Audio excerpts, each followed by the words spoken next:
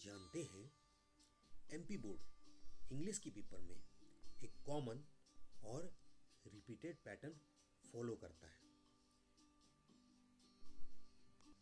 Do as directed में किस तरह के क्वेश्चंस आ सकते हैं और आते हैं, यह जानने के लिए हम प्रीवियस ईयर्स के क्वेश्चंस देखेंगे। इससे हमें चीज़ें बहुत अच्छे से समझ में आ जाएगी और हमें 100% मार्क्स लेने में मदद मिलेगी। इसके साथ साथ में बीच बीच में आपको ट्रिक्स भी बताऊंगा ताकि आप इजीली एग्जामिनेशन में फुल मार्क्स ले सकें। इसके अलावा लास्ट में हम एक प्रैक्टिस सेट देखेंगे जिसके अंदर हम इसके एडिशनल एक्सपेक्टेड क्वेश्चंस देखेंगे। चलिए अब स्टार्ट करते हैं वन बाय वन। ये आप स्क्रीन पे देख सकते हैं कुछ टॉपिक है जो बार बार रिपीट हुए। अब इसे हम प्रूव करने की कोशिश करते हैं। तो हमारा पहला क्वेश्चन है, यहाँ पे हम सबसे इजी जो होते हैं उन क्वेश्चंस को पहले देखेंगे, फिर डिफिकल्टी लेवल बढ़ाते जाएंगे। अब आपको लगेगा कि ये तो मुझे आता ही नहीं था और अब इसके बाद में आपको लगेगा कि मुझे सब कुछ आता है। चलिए देखते हैं। First question is talk properly, I shall beat you, combine the sentences using otherwise. Otherwise का इस्तेमाल करके आपको इन दो सेंटेंसेस को जोड़ना है।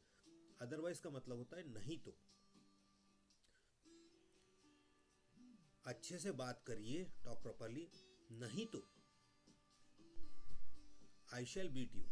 तो हमने क्या किया है, ये जो हमारे पास में फुल स्टॉप था उसके जगह पे हमने अदरवाइज को पुट कर दिया। बस इतना ही हमें करना था, talk properly otherwise I shall beat you. आप देख सकते कोई चेंज नहीं है। आपको अक्सर टीचर इस तरह से बात बोलते हैं।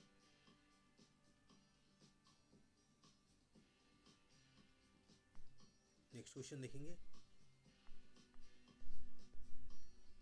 The box is very heavy, I cannot lift it. तो यहाँ पे आपको so that, combine the pair of sentences using so that का उपयोग करके आपको दो सेंटेंसेस को जोड़ना है। हम अभी कंबाइन द सेंटेंसेस देख रहे हैं, तो ये भी काफ़ी इजी है। वेरी और सो दोनों का मतलब होता है बहुत या फिर काफ़ी मात्रा में। तो हमें क्या होता है, इस वेरी की जगह पे आपको सो रख देना। जैसे हम देख रहे हैं द बॉक्स इज वेरी के जगह हमने सो रख दिया। सो हैवी, इतना भारी है। फिर ये जो हमारे पास में फुल स्टॉप है इसके जगह पे हमें दैट लगाना है। दैट लगा दिया, फिर रिमेनिंग पार्ट आपका ऐसा कैसे लिखा हुआ है, I can not lift it. So plus adjective plus that लगा के हमारा सेंटेंस पूरा हो जाता है। अगर आपको ये ट्रिक्स न भी समझ में आए तो कोई दिक्कत नहीं, आपको सीधे सीधे करना है कि वेरी के जगह पे सो लगाना, क्योंकि दोनों का ही मतलब बहुत होता है। और जो दो पहले सेंटेंस के बाद में फुल स्टॉप दिया है उसके जगह पे दैट लगाना है। बस इतना ही करना है, दोनों सेंटेंस को जोड़ देना है। ये आपके करेक्ट हो गया और पूरे मार्क्स आपको मिलेंगे। नेक्स्ट क्वेश्चन देखेंगे जो कि 2024 में है। Lencho wrote a letter to God, Lencho was a peasant. Lencho ने एक पत्र भगवान को लिखा और लेंचो एक किसान था। अब आपको क्या करना है, combine the pair of sentence using who का इस्तेमाल करके आपको इनको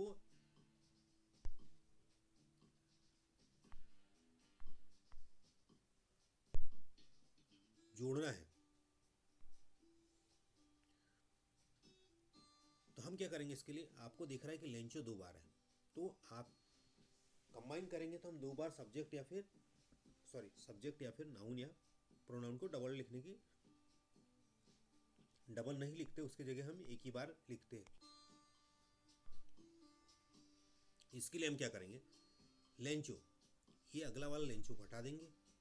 फिर आपका ये जो लेंचो नाउन है इसके बाद में केस ऑफ अपोजिशन की तरह इसे लिख देंगे कॉमा लगा के, हु प्लस जो इधर वाला पार्ट है, मतलब आपने लेंचो ये लिया फिर उसके बाद में यहाँ पे मान लेते हैं हमने हु जोड़ दिया, इससे पहले कॉमा लगा दिया, वॉज अ पेजेंट, फिर हम डबल से लेंचो नहीं लिखेंगे, फिर कॉमा लगाएंगे और रोट अ लेटर लिख दिया।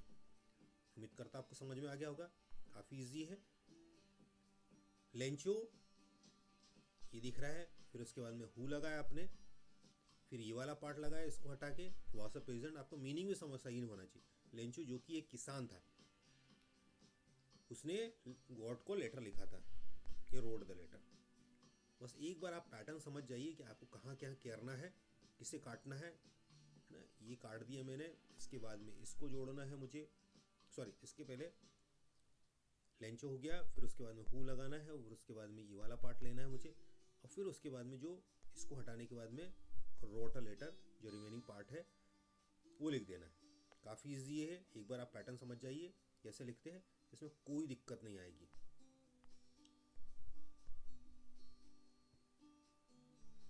Next question is my sister is so intelligent she can solve any problem. अब एनी की जगह पे ऑल प्रॉब्लम करते तो ज़्यादा अच्छा लगता है, लेकिन आपके एग्जामिनेशन में अगर एनी आता है तो आप एनी रहने देना। मैनी होता तो फिर हम प्लूरल लिख देते, प्लूरल्स हो जाता। ओके, अब इससे पहले भी हम देख चुके हैं कि जहाँ वेरी है वहाँ पर हमें सो लगाना है, तो इस वेरी को हटाएंगे, हमने सो लगा दिया। My sister is so intelligent, वह इतनी बुद्धिमान है। फिर अब इस फुल स्टॉप की जगह हमने दैट लगा दिया। दैट की आपसे यही कहा था सो और दैट का इस्तेमाल करना। फिर रिमेनिंग पार्ट ऐसा कैसे लेंगे, सी कैन सॉल्व एनी प्रॉब्लम। काफ़ी ईजी है।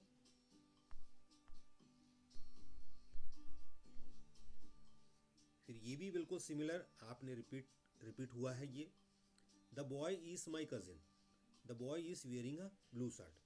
अब ये बॉय 2 बार दिया हुआ, तो हम एक बार हटा देते, इसे हटा दिया। फिर हमारे पास में ये पहला बॉय है, द बॉय, फिर इसके बाद में हमें हु ऐड करना, जैसे हम पहले देख चुके। फिर आपका ये वाली सेंटेंस, सेकंड वाला जो सेंटेंस था उसका पार्ट लिखना है, जितना बचा द बॉय हटाने के बाद, तो ऐसे लिख दिया हमने। फिर हम बॉय तो ये वाला हट गया, तो अब डबल से हम लिखेंगे नहीं, तो आप इज माई नेफ्यू इसे काट दीजिए, उसे काट दीजिए, कोई मीनिंग में अंतर नहीं, दोनों ही जगह द बॉय है।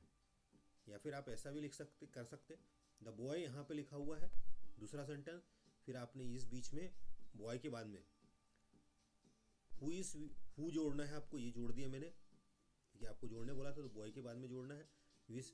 और फिर जब एक बार हमने बॉय लिख दिया तो दूसरा वाला बॉय हटा देना है, और फिर ये पार्ट आपको कंटिन्यू करना है, बन जाएगा। बहुत इजी है, सबसे इजी पार्ट में से एक है। नेक्स्ट क्वेश्चन है the box is very heavy he can not lift it. ये भी हम देख चुके हैं, सिंपल सा काम है इसमें। वेरी के जगह पे हमको सो लगाना है, ये दिख रहा है आप, और इस फुल स्टॉप के सामने दैट लगाना। बाकी पार्ट आपका ऐसा कैसे रहेगा। और 2 सेंटेंसेस को हम जोड़ रहे हैं, तो जो एच होता है वो छोटा हो जाएगा, क्योंकि हम जब सेंटेंस स्टार्ट करते हैं तो कोई भी अल्फ़ाबेट को हमें कैपिटल लिखना होता है, इसलिए हमारे पे एच कैपिटल है। अब हमने कंबाइन कर दिया, तो अब फुल स्टॉप हमारा लास्ट में है, यहाँ नहीं है, इसलिए एच छोटा हो जाएगा। उम्मीद करता हूँ आपको ये चीज़ें पता होगी। नेक्स्ट क्वेश्चन, अब एक पार्ट देख लिया हमने, दूसरा जो कॉमन है कि आता ही है, मैं देख सकते हैं कि every year this type of questions are coming. Rewrite beginning with it, it से स्टार्ट करना है आपको और पुनः लिखिए। तो इसके लिए क्या है, ईट है आपका क्या है, एक प्रोनाउन है, या फिर उसको हम सब्जेक्ट की जगह पे लिखते हैं। तो उस सब्जेक्ट के बाद में हमें हेल्पिंग वर्ब चाहिए होता है। तो अगर मैं इसको यहाँ पे देखूँ तो मेरे पास में सिर्फ हेल्पिंग वर्ब ईजी है, तो मैं ईट को यहाँ ऐड कर देता हूँ इसकी जगह पे। फिर ईट इज ईजी हो गया, फिर आप रिमेनिंग पार्ट पूरा लिख दीजिए। तो मैंने इस हेल्पिंग वर्ब से पहले ईट जोड़ दिया, फिर इज ईजी हो गया, फिर बाकी remaining part two find error in others. एक और चीज़ कर दी हमने, इस टी बड़ा था कैपिटल था तो हमने छोटा कर दिया। ये भी काफ़ी इजी है। ऐसे ही क्वेश्चन बार बार आए हैं।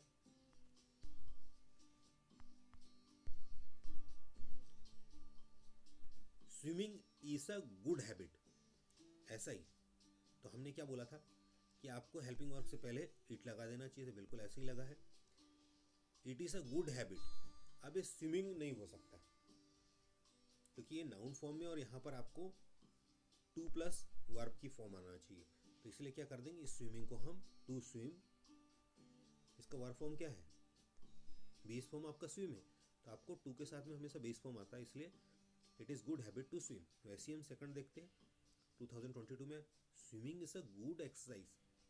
स्विमिंग एक अच्छी एक्सरसाइज है, वही पैटर्न फॉलो करेंगे। आपको ईट इस्तेमाल करें, रीराइट द सेंटेंस यूजिंग ईट, तो आप यहाँ पर ईट को ऐड कर देंगे। ईट इज़ अ गुड एक्सरसाइज, फिर जैसे लास्ट में देखा था टू स्विम। काफ़ी सिमिलर क्वेश्चन रिपीट हुआ है, तो आप भी समझ गए होंगे कि काफ़ी इजी है और पैटर्न रिपीट हो रहा है। ईफ अनलेस या फिर टू का इस्तेमाल करके आपको सेंटेंस फ्रेम करना है। ही इज सो फैट, वह इतना ज़्यादा मोटा है, that he can not run fast, जिससे कि वो तेज नहीं दौड़ता। आपको टू और टू का इस्तेमाल करना है। तो यहाँ पे जो पहला टू है इसका मतलब होता है बहुत, इसका भी मतलब बहुत होता है। वेरी, सो, टू, इन सब का मतलब होता है बहुत। तो हम कैसे लिखेंगे इसको, ही इज, इसकी जगह पे हमने टू लिख दिया, ही इज टू फैट। फिर बाकी जो पार्ट था हमारे पास में, दैट ही कैन नॉट, इसको हम हटाएंगे और इसके जगह पे हम टू लगाएंगे जो हमने यहाँ पे किया है, और फिर रिमेनिंग पार्ट रन फास्ट हो जाएगा। तो बस ये आपको पैटर्न समझ लेना है और ये आपका आंसर सॉल्व हो जाएगा। Two plus adjective plus two plus verb, ये हमारा पैटर्न होता है, उसको हमें फॉलो करना है। Unless, next question, unless you run fast you will miss the train. Use if in place of unless. अब अनलेस का मतलब ही होता है अगर नहीं, अगर नहीं तुम तेज दौड़ते हो तो आपकी ट्रेन मिस हो जाएगी। तो अगर आप यहाँ पे अनलेस लिखा था और ईफ लगाना है आपको, यहाँ पे तो बोला ईफ, लेकिन होता है इफ नॉट, तो आपको नॉट जोड़ना पड़ेगा। तो यहाँ पे अनलेस की जगह आपने ईफ लगा दिया, यू। अब यहाँ पे आपको वर्ब के पहले रन दौड़ना है ना, रन होता है, उससे पहले हमें हेल्पिंग वर्ब प्लस नॉट लगाना है, तो डू नॉट यहाँ लग जाएगा हमारा, फिर रन फास्ट वैसा का वैसे, फिर you will miss the train, ये हो जाएगा। तो बराबर आप देखिए, अनलेस का यहाँ पे लिखा, अनलेस का मतलब होता है इफ नॉट, तो इस अनलेस को हमने हटाया, फिर उसके जगह पे इफ लगाया, फिर हम यू जो हमारा सब्जेक्ट है वैसा का वैसे ही रहेंगे, और फिर सब्जेक्ट और जो हमारा वर्ब है उसके बीच में हम डू नॉट का इस्तेमाल करेंगे। अब डू नॉट इसलिए इस्तेमाल करना है क्योंकि हमें यू के साथ में डू का इस्तेमाल होता है। अगर वहीं पे हमें पता चलता है कि प्रेजेंट इंडेफिनेट का सेंटेंस है और ही शी इट ऐसा कुछ होता, तो हम वहाँ पे डू की जगह पे इफ ही डज नॉट हो जाता वहाँ पर, और वही पास्ट का सेंटेंस होता तो इफ ही और सी या फिर यू डिड नॉट हो जाता। Next question is, if he takes a taxi he will reach on time. दोनों को सिमिलर करने की कोशिश करें। अब यहाँ पे क्या करना है, हमें अनलेस का इस्तेमाल करना है। तो बताया आपको कि अनलेस का मतलब ही होता है इफ नॉट। अब यहाँ पे अनलेस इफ है और अनलेस लगाओगे तो आपके पास में पहले से नॉट एक्स्ट्रा हो जाएगा, तो आपको उसको बैलेंस करना होगा। तो बैलेंस करने के लिए दूसरे जगह सेंटेंस में मीनिंग सेम हो या बैलेंस हो, इसलिए आपको नॉट लगाना पड़ेगा। तो देखते हैं, ईफ की जगह पे मैंने अनलेस का इस्तेमाल किया, ईफ की जगह पे अनलेस लगा, unless he takes a taxi. अब यहाँ पे अगर अनलेस को समझो तो मैंने ईफ और नॉट दोनों ले लिया, लेकिन ऊपर में तो नॉट है नहीं, तो बैलेंस करने के लिए ये नोट मुझे यहाँ लेके जाना पड़ेगा, और वो नोट अकेला नहीं होता, वहाँ पर क्या आपका हेल्पिंग वर्ब के साथ में लगेगा। तो he will not reach on time. तो इससे पहले वाले क्वेश्चन में आपको अनलेस का इस्तेमाल करना, सॉरी इफ नॉट का इस्तेमाल करना था, और यहाँ पे अनलेस का इस्तेमाल करना पड़ रहा है।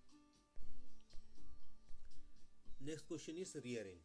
ये भी काफ़ी अच्छा सवाल और सरल क्वेश्चंस होते हैं, क्योंकि इसके लिए आपको कुछ अलग से याद करना, रूल याद करने की ज़रूरत नहीं, सिर्फ रीड करिए और समझिए। अब कुछ चीज़ें हैं जो हमें समझने की ज़रूरत है, कि वो है इसका सेंटेंस स्ट्रक्चर। तो सेंटेंस स्ट्रक्चर में सबसे पहले हमारे पास में क्या आता है, सब्जेक्ट आता है। तो ये हमारा सब्जेक्ट ढूंढना पड़ता है। अब सब्जेक्ट में भी चीज़ें होती, या तो हमारे पास में नाउन होगा, संज्ञा होगी, या फिर प्रोनाउन होगा, सर्वनाम होगा। तो इन दोनों से स्टार्ट होना चाहिए आपका। तो आपके पास में कार भी है और दे दिख रहा है, तो ये दोनों, एक तो आपका नाउन हो गया और दूसरा आपका प्रोनाउन हो गया। अ न्यू कार में अगर आगे लगाता हूँ तो a new car have bought they, तो ये हमारा मीनिंग वाइज सेम नहीं बच रहा है। तो इसके लिए हमारा दूसरा ऑप्शन है कि दे अगर मैं सामने लगा दूँ, तो दे के बाद में मुझे क्या लगाना चाहिए, आपका हेल्पिंग वर्ब लगाना चाहिए। मेरे पास में हैव है, फिर हेल्पिंग वर्ब के बाद में वर्ब आना चाहिए, वॉट मेरे पास में। तो आपका subject plus helping verb plus main verb plus आपका ऑब्जेक्ट, और ऑब्जेक्ट आपका यहाँ न्यू कार हो गया। तो ये सेंटेंस स्ट्रक्चर आपका जैसे ही जमा, आपका आंसर आ गया। बहुत ईजी है। नेक्स्ट क्वेश्चन देखते हैं। Noise the class making a girl in were some rearrange this words to make meaningful this words and make a sentence. आपको एक सेंटेंस बनाना है। अब ऐसे यहाँ पे भी देखते तो अब पहले तो हम नाउन सब्जेक्ट ढूंढने की कोशिश करते। तो सब्जेक्ट में मेरे पास में नाउन हो सकता, नॉइस हो सकता, आवाज़ भी एक नाउन है, फिर क्लासरूम हो सकता है, फिर गर्ल्स हो सकती है। इसके अलावा मेरे पास में एक सम भी दिख रहा है। अब सम को मैं कैसे एनालाइज करूँ, सम द क्लासेस हो नहीं सकता, सम नॉइस में भी आप इसको इस्तेमाल करो, लेकिन यहाँ पे भी सुटेबल नहीं लग रहा। तो क्या लगेगा, सम गर्ल्स, ये बिल्कुल साइड बैठ रहा है, सम गर्ल्स कुछ लड़कियाँ। फिर आपको हेल्पिंग वर्ब चाहिए, वर्ब, ये बिल्कुल मिल गया आपको, वर्ब। फिर इसके बाद में मेन वर्ब चाहिए, ये आपका मेकिंग मिल गया, वर्ब की फोर्थ फॉर्म मेकिंग। अबे ना नॉइस अनकाउंटेबल है, तो इसलिए आपके पास में आ नहीं आना था, लेकिन आपके पास में दिया होता है, इसे कंटिन्यू करना।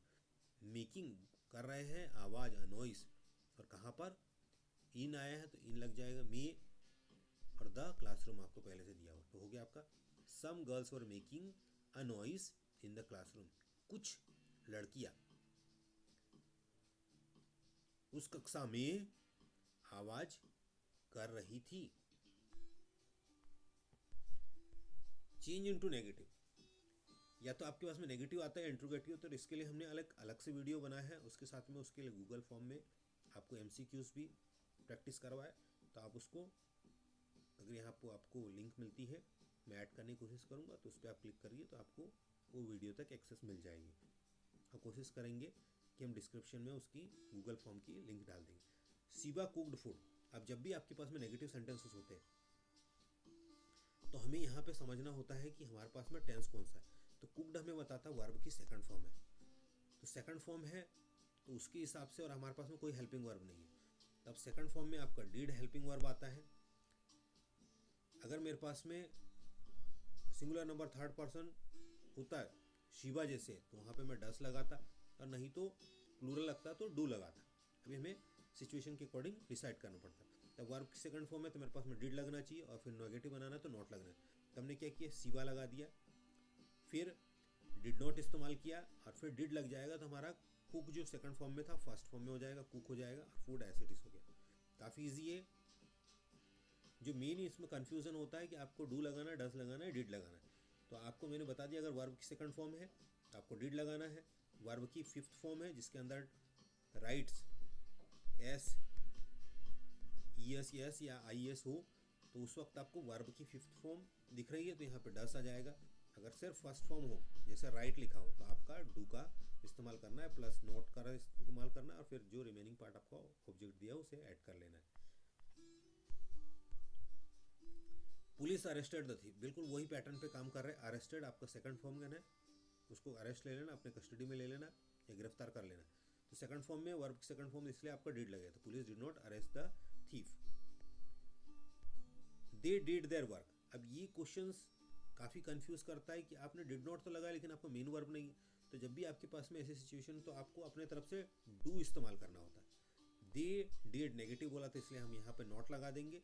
फिर अपने तरफ से आपको डू का इस्तेमाल करना पड़ेगा, और फिर देयर वर्क हो गया। ये भी काफ़ी इजी है। लेकिन कंफ्यूज करता है। तो इसके लिए सबसे अच्छा यहाँ पे दे डस होता है, दे डू होता है, तो हर कंडीशन में हम उसका वैसे ही रखते हैं और डू जोड़ना पड़ता है। डस होता तो डज नॉट डू देयर होता है, डू होता तो do not do their duty, ऐसा होगा। अब 2 बार अगर डू आ जाए तो आप उससे कंफ्यूज नहीं होना। अगर ऐसा होता they do not do their duty, अगर आपका ऐसा question they do their work, तो आपका इस तरह से कन्वर्शन होता है। चेंज इनटू इंट्रोगेटिव, नेगेटिव में हमने हेल्पिंग वर्ब की बाद में नॉट लगाया था। नॉट लग सकता है आपका, नेवर लग सकता है, नो लग सकता है, नाइदर लग सकता है, विदाउट लग सकता है, नेवर, ऐसे आपके नेगेटिव कन्वर्ट हो जाता है। तो डिपेंड करता है आपका क्वेश्चन कैसा है, लेकिन आपको इस तरह के टफ क्वेश्चंस नहीं आते, आपको सीधे सीधे नॉट लगाना है। आई डू एक्सरसाइज रेगुलरली, अब इसमें हेल्पिंग वर्ब क्या है आपका, डू है, तो उसको हमें इंट्रोगेटिव में सामने लेके जाना होता है। तो हम क्या करें, इस डू को उठा के सामने लेके ये चले गए, और उसको हमारा डी जो छोटा था वो कैपिटल हो जाएगा। आई कहीं पे भी रहे आपका कैपिटल ही रहता है, इसलिए वो आई ही रहेगा। एक्सरसाइज रेगुलरली, अगर वहाँ पे कोई दूसरा वर्ड होता है, जैसे यहाँ पे एच ही होता है, तो मैं अगर ऐसा लिखूँ तो डू ही हो जाता है। डू आई एक्सरसाइज रेगुलरली, और फिर क्वेश्चन मार्क चाहिए, क्या मैं प्रतिदिन एक्सरसाइज, निरंतर एक्सरसाइज करता हूँ। ममता गोज टू स्कूल एवरीडे, अब आपको इंट्रोगेटिव यहाँ पे आपको गोज जैसे ही दिख रहा है, तो इसका समझ जाइए आपको कोई हेल्पिंग वर्ब नहीं है, तो डस आएगा, तो डस हमारा सामने आ जाएगा। डस ममता, और डस जैसे ही लगा, जैसे डिड हमने इस्तेमाल कर रहे थे तो हमारा वर्ब की फर्स्ट फॉर्म आ जाती, तो वैसे ही यहाँ पर वर्ब की जो फिफ्थ फॉर्म है, जैसे ही हम डस लगाएंगे तो ये वर्ब की फर्स्ट फॉर्म गो हो जाएगी। डस ममता गो टू स्कूल एवरीडे, और क्वेश्चन मार्क आ जाएगा। My mother is cooking food, तो अब यहाँ पे मेरे पास में हेल्पिंग वर्ब है, ये दिया हुआ, तो इसको मुझे आगे लिखाना है, ये कैपिटल हो जाएगा, ईज आई कैपिटल हो गया, फिर एम छोटा हो जाएगा क्योंकि आपके बीच में आ रहा है। हमारे पास में रूल ये होता है पंक्चुएशन की, जो हमारा सेंटेंस का पहला अल्फाबेट है वो कैपिटल होता है, या फिर आई कैपिटल होगा, या किसी भी प्रॉपर नाउन हो, किसी का भी नाम हो, तो भी आपका वो कैपिटल से स्टार्ट हो। यहाँ पे आप लिंक देख सकते हैं, ये आपकी गूगल फॉर्म की लिंक है, जो कि आपको change into negative and interrogative तक पहुँचाएगी, गूगल फॉर्म तक पहुँचाएगी।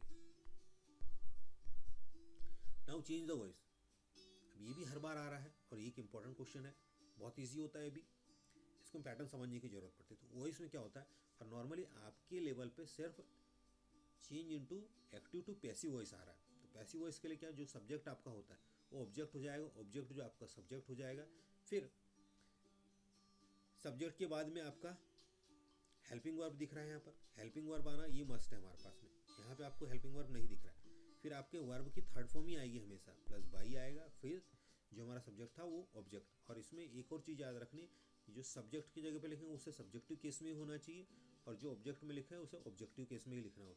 जैसे आपका ही सब्जेक्ट है तो वही लास्ट में जाएगा तो हिम हो जाएगा, शी है तो वो लास्ट में जाकर हर हो जाएगा। ये आपका उसका सब्जेक्टिव केस है और ये ऑब्जेक्टिव केस है, इस चीज़ का आप ध्यान रखेंगे।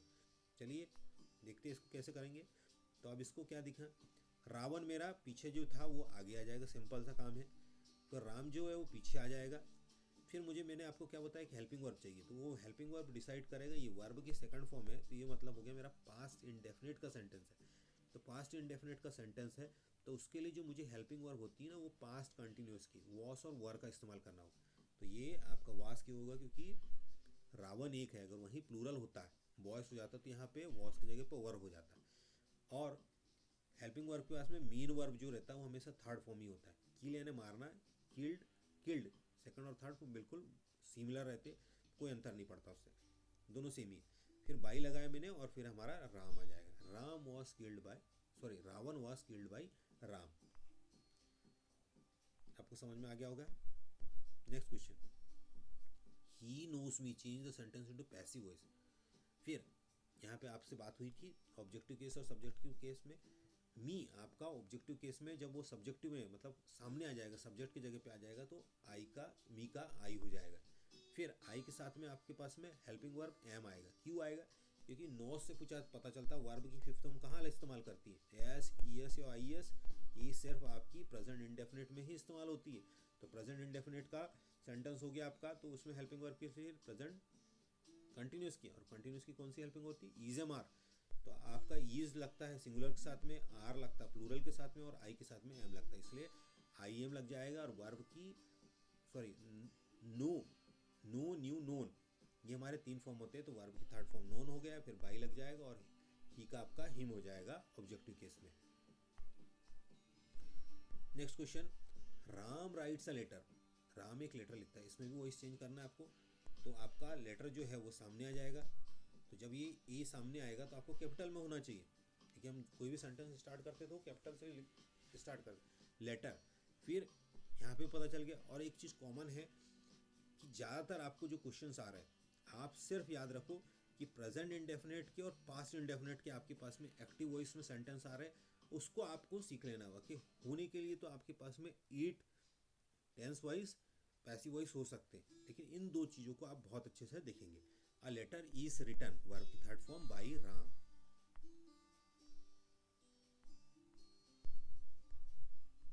राइट्स का आपका इज रिटन हो गया। फिर सी वॉज ड्रॉइंग अ पिक्चर, इसमें वो इस करना है, तो इसके पहले जैसे किया। अब यहाँ पे हमारे पास में कुछ ट्रिक डिफरेंट हो गई, क्योंकि अब यहाँ पे क्या है दिया, वॉस ड्राइंग लिख दिया, मतलब आपका क्या हो गया, प्रेजेंट कंटिन्यूस का सेंटेंस हो गया। तो जब आपके पास में आईएनजी आए तब आपको बीइंग लगाना है, याद रखिए। हेल्पिंग वर्ब पहले से दिया है। अब पिक्चर यहाँ से आ गया, वॉस यहाँ से आ गया है, वर्ब की ड्राइंग है तो आपकी 3rd फॉर्म में लगती है, ये भी आ गया। बाई और सी का हर होता है ऑब्जेक्टिव केस में। तो आपने एक्स्ट्रा नया क्या किया, नया करना ही है आपको, अभी तो पता चलेगा आपने चेंज किया है। तो जब भी आपका आईएनजी वर्ब की 4th फॉर्म हो तो आपका कन्वर्शन में पैसिव वॉइस में बीइंग आना चाहिए। तो picture was being drawn by her. Present continuous passive में वॉज बीइंग प्लस वर्ब की 3rd फॉर्म होती है। फिर कुछ और ट्रांसफॉर्मेशन है जो आपकी वर्ब बेसिस पे है, conversion of verb. Kshitij place cricket, Kshitij cricket का तो चेंज इनटू पास्ट इंडेफिनिट बोला है। और अभी एक वर्ब की 5th फॉर्म क्या बताती है, आपके प्रेजेंट इंडेफिनिट है। पास्ट में आपको क्या करना चाहिए, तो पास्ट में आपको करने के लिए वर्ब की 2nd फॉर्म लगेगी। तो आपका प्ले, प्लेड, और 3rd फॉर्म भी प्लेड होता है, 4th फॉर्म प्लेइंग। तो आपकी क्या होगा, वर्ब की 2nd फॉर्म बोल, पास्ट इंडेफिनिट में वर्ब की 2nd फॉर्म लगती है, सब्जेक्ट वही रहेगा, ऑब्जेक्ट वही रहेगा, आपका सिर्फ वर्ब में चेंजेस आएंगे। Next, we are living in this city since 2005। अब आपका सिंस और 4 जब आ गया तो ये मतलब पता चल जाता मुझे कि परफेक्ट कंटिन्यूस का सेंटेंस है। वी आर लिखा है तो मतलब वो भी पता, आर से पता चल गया कि प्रेजेंट का सेंटेंस है। तो अब प्रेजेंट को मुझे किस में कन्वर्ट करना है, प्रेजेंट परफेक्ट कंटिन्यूस में कन्वर्ट करना है। आर लिविंग से पता चल रहा है मुझे कि, सॉरी मैंने कुछ गलत बोल दिया, फिर से बोल देता हूँ मैं। वी आर लिविंग मतलब ये हो गया आपका प्रेजेंट कंटिन्यूस का सेंटेंस, जबकि मुझे कन्वर्ट करना है प्रेजेंट परफेक्ट कंटिन्यूस में, क्योंकि यहाँ पे सिंस दिया हुआ। तब अगर सिंस है तो मेरे पास में क्या, have been, has been, had been आना चाहिए। अब ये प्रेजेंट में दिख रहा है तो हमें क्या करना है, इसको वी है आपका प्लूरल तो उसके साथ में हमारा हैव ही आएगा। अगर सिंगुलर होता तो हैज़ जाता है, फिर हमारा बीन लगता है, फिर वर्ब की 4th form living in the city since 2005। ये आपको कन्वर्शन करना होता है। तो आर लिविंग के जगह पे हमने क्या किया, आर लिविंग के जगह पे हैज़ बीन लिविंग, या कह सकते हैं मैंने आर के जगह हैज़ बीन लिखा है, बाकी मेरा ऐसा का ही ऐसा पार्ट है। तो आपको यहाँ पे देखना है कि किस टेंस में कौन सा हेल्पिंग वर्ब लगता है। अब नरेशन है, एक ही बार है आपको क्वेश्चन, इसके लिए भी अलग से वीडियो है, आप उसे देख लेना। प्रीति सेठ, प्रीति, अब आपके पास में कुछ नरेशन के लिए कुछ बेसिक कॉन्सेप्ट अपन जान लेते। सैड दिया तो आपका जो रिपोर्टिंग वर्ब है ये आपका पास्ट टेंस में, अगर यहीं पे आपका प्रेजेंट का होता, सी होता, सीस होता है, या विल और शैल से होता, तब हम अंदर वाले पार्ट में कोई चेंज नहीं करता, मतलब इसका टेंस रिपोर्टेड स्पीच का कोई टेंस बदलते नहीं, लेकिन यहाँ पे पास्ट है तो अब आपको बदलना पड़ेगा। इसके अलावा ये जो आपको दिख रहा है कॉमा, तो इसके जगह पे हम दैट लगाते तो प्रीति सैड दैट, यहाँ तक तो आपको समझ में आ गया होगा। फिर अब ये सैड था और ये वाला पार्ट आपका प्रेजेंट इंडेफिनिट में है, तो उसको आपको पास्ट इंडेफिनिट में कन्वर्ट हो जाना चाहिए। तो इसीलिए क्या होगा, इसका वॉस हो जाएगा, Ishita was working. Present indefinite है तो पास्ट इंडेफिनिट हो जाएगा, प्रेजेंट कंटिन्यूस है तो पास्ट कंटिन्यूस हो जाएगा, प्रेजेंट परफेक्ट है तो पास्ट परफेक्ट हो जाएगा, प्रेजेंट परफेक्ट कंटिन्यूस है तो पास्ट परफेक्ट कंटिन्यूस हो जाएगा। और अगर आपके पास में पास्ट इंडेफिनिट है तो पास्ट परफेक्ट हो जाएगा, पास्ट कंटिन्यूस है तो पास्ट परफेक्ट कंटिन्यूस हो जाएगा। इसके अलावा जैसे टेंस रहेंगे वैसा का वैसे ही रहेगा।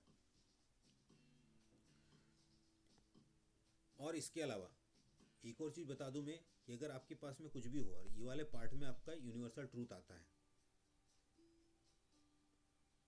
The earth moves around the sun, तो earth moves around the sun ये आपका वैसा का वैसे ही रहेगा कुछ भी हो। तो ये वाले पार्ट में आपका रिपोर्टेड स्पीच में यूनिवर्सल ट्रूथ रहा तो उसमें कोई बदलाव नहीं आता, तो वैसे ही रहता। Preeti said that the earth moves around the sun, इस तरह से होगा।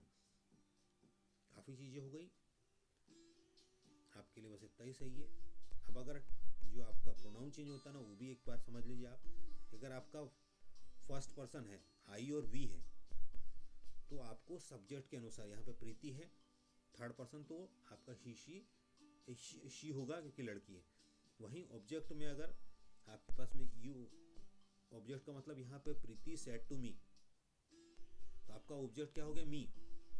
तो अगर सेकंड पर्सन होता आपका ईशिता के जगह यू, तो आप मी जो है हमारा फर्स्ट पर्सन उसके अनुसार चेंज करते हैं। और जैसे ईशिता है या ही शी इट होता है तो मतलब ये थर्ड पर्सन है और उसमें कोई चेंज नहीं होता, नो मतलब नो चेंज। ये आपका सब्जेक्ट हो गया, ऑब्जेक्ट हो गया और ये नो चेंज होता है, first person second person third person. ये क्लियर हो गया। ये हमारे पास में प्रैक्टिस सेट है। काफ़ी चीज़ें मैं बता चुका हूँ आपको। अब आप इसको पॉज करिए, पहले खुद को सॉल्व करने की कोशिश करिए। आपके जो भी आंसर होगा उस आंसर्स को आप यहाँ पे जो आंसर्स दिए हुए उससे क्रॉस चेक करिए और समझने के लिए एक्सप्लेनेशन समझ लीजिए।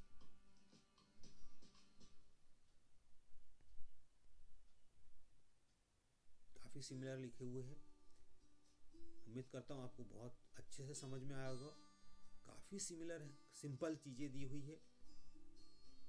फुल मार्क्स आपको मिलने चाहिए और कोशिश करिए आप इसमें जो इजी हो उसे पहले करेंगे और जो टफ हो, क्योंकि आपको 7 आउट ऑफ 5 करने होते हैं, तो जो टफ होता है उसे आप छोड़ देना है। Best of luck. अगले सेशन में जो आपके लिए और इम्पोर्टेंट हो सकता है उसको मैं लेके आऊँगा। तब तक के लिए गुड बाय। जिन्हें आवश्यकता होगी उनके साथ में शेयर करिए और आपको समझ में आया हो तो कमेंट ज़रूर करिए।